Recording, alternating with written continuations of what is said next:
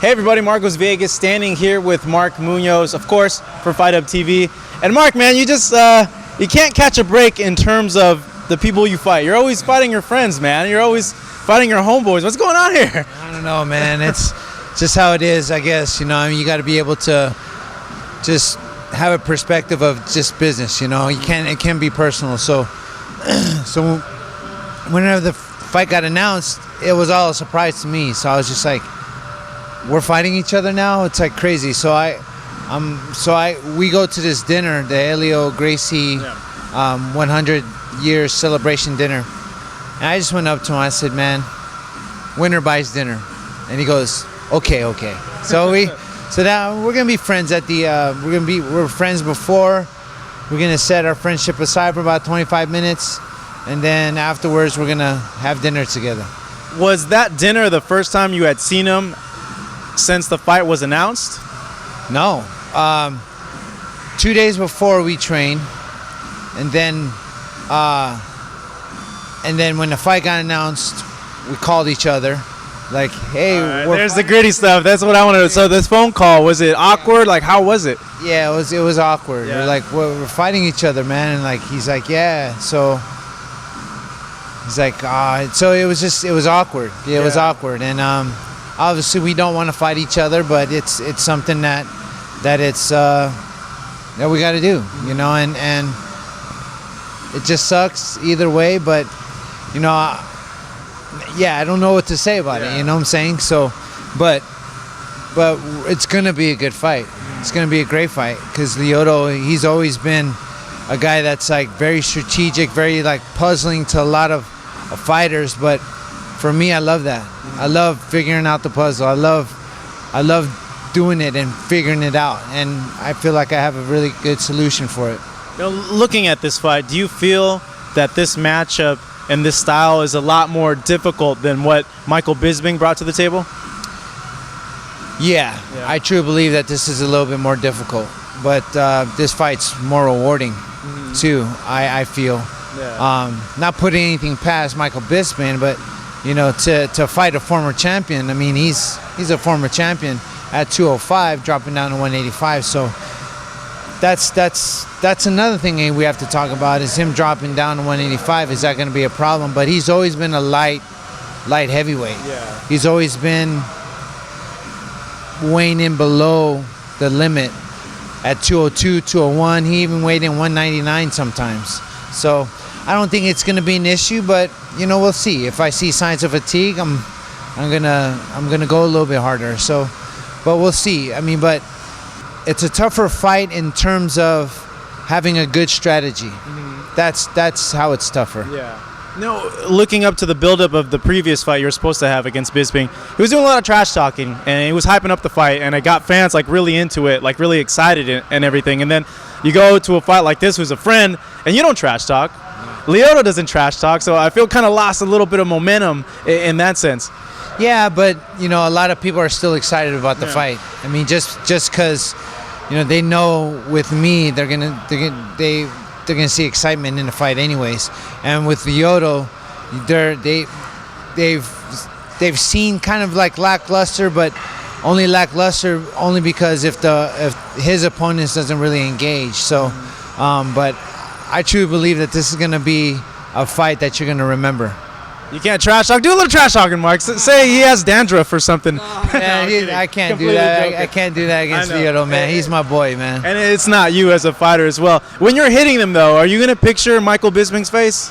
Is that gonna be because he's your friend, you know, like, and to kind of hide those feelings, like, oh man, I don't want to hurt my friend. Picture someone that you did really want to hit. Yeah, you know, I actually, when I fight a friend, I don't see their face.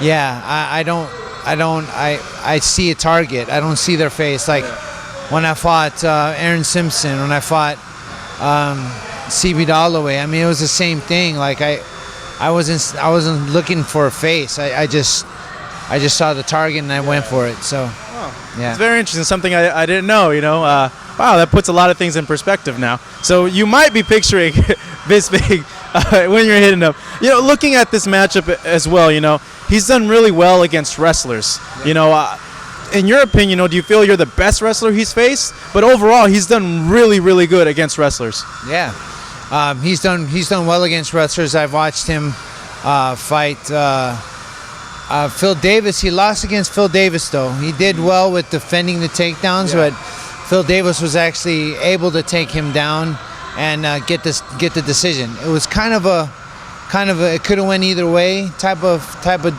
fight, but he still got taken down to the ground. He fought Tito Ortiz. Tito had a hard time figuring him out, and he kneed Tito in the body, and Tito went down, and he ended up winning that fight. So I'm a different kind of wrestler. I'm not a guy that's like that just shoots for the legs. I have upper body stuff. I have foot sweeps. I have trips. That's the kind of fighter I am. And when I wrestled, I wasn't like a explosive outside wrestler. I had to get my hands on you to be able to manipulate your position to take you down. That's the type of wrestler I was. So you're gonna see a lot of that. You're gonna see a lot of that in the fight. You're gonna see a lot of, like I always say, Donkey Kong punches. But I have a good game plan. I have a good game plan, and I'm looking to execute that game plan and do it well. Do you feel he can handle your power? Because truly, that could be the difference maker. Is that?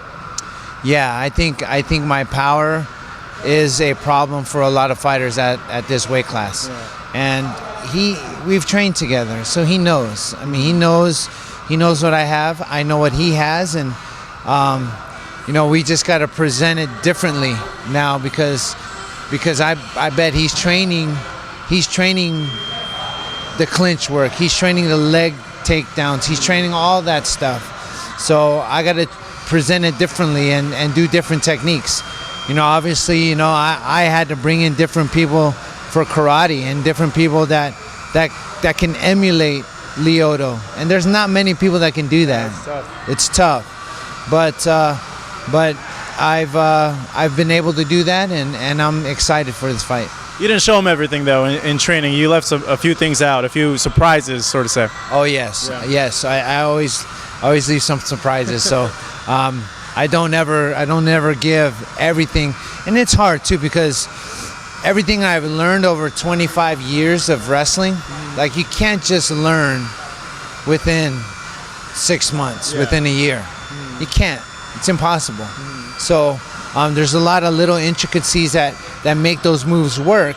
And for me to teach him that, he's got to drill it of hours and hours and hours of drilling just to be able to do it or execute in a live situation, let alone in a real live match, real life fight. So we'll see. We'll see what happens. Well, it's going to be an exciting fight, certainly a thinking man's fight in this matchup. Right. Mark Munoz, go ahead, take us away. Let us know when these fans right here can go ahead and see you fight Lyoto Machida. That's right. October 26th, you're going to see Mark Munoz versus Lyoto Machida on UFC Fight Night 30. Tune in to FS2, and it's going to be a fireworks show. Good night, guys.